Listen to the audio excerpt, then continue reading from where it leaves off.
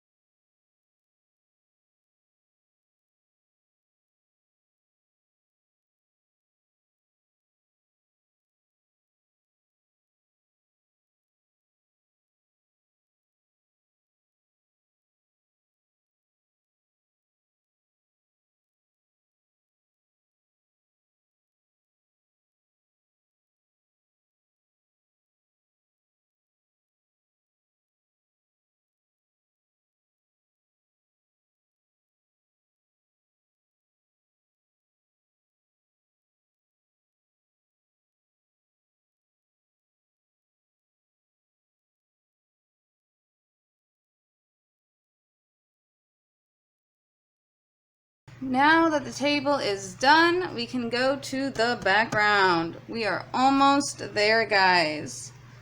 Oh my goodness. It has been very, very, very, very long.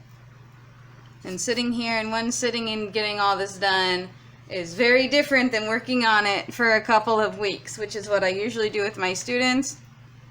This entire process of coloring is about week 3 all the way to week 6. So it's not just like sit down, get it done, and be sore.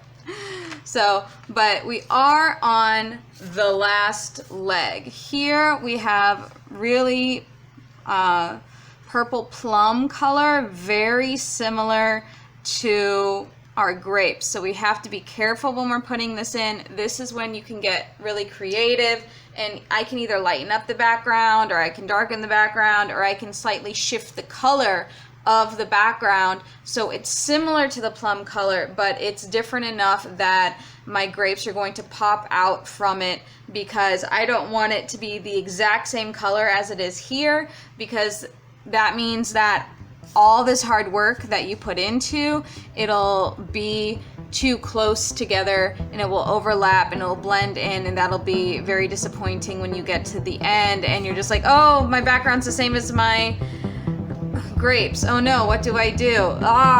So I actually might shift the tone a bit to a more green color.